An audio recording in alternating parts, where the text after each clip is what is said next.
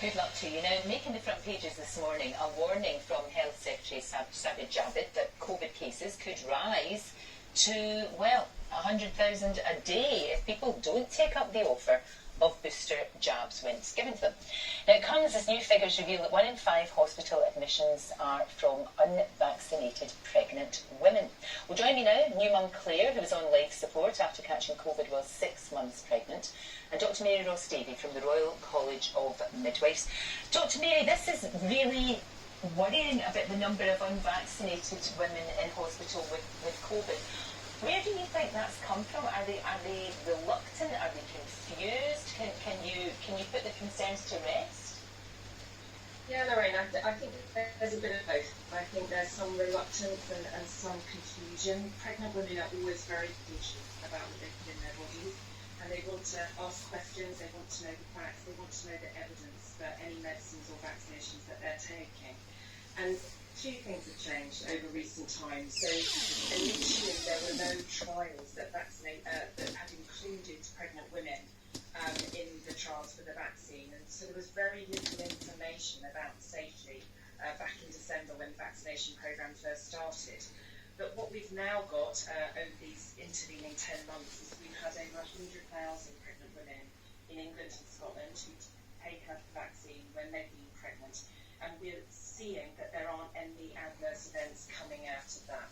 So we're not seeing any red flags, we're not seeing problems with the babies, no increased rates of abnormalities or preterm birth or stillbirth. So that's one key factor. I think the other key factors, as you've mentioned, what we are really clear about now is that COVID-19 does affect pregnant women more severely than non-pregnant women of the same age. So they're much more likely to become really unwell. And the women that we're seeing being admitted with COVID-19, very unwell, tend not to be vaccinated. So those two things together are telling us very clearly it's really important that women take up the vaccine. Absolutely. Well, let me talk to Claire. Claire's at her home in Kent. Claire, you obviously, oh look at that little angel there, you obviously were really worried about it when you were pregnant. You spoke to your midwife, you were reassured by that, booked in to get the jab, and then very sadly, you got COVID before you were able to get the vaccine.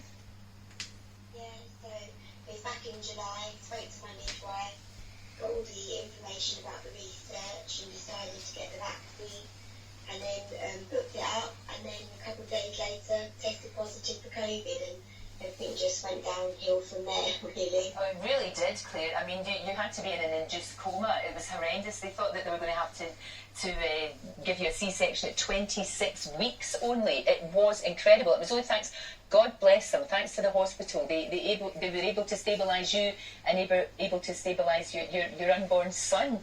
What an absolute nightmare it has been. Thank goodness little baby Elliot is here and okay. But you must have been, obviously you're out of it when you're in the induced coma, but you must have been so worried and so concerned. Yeah, it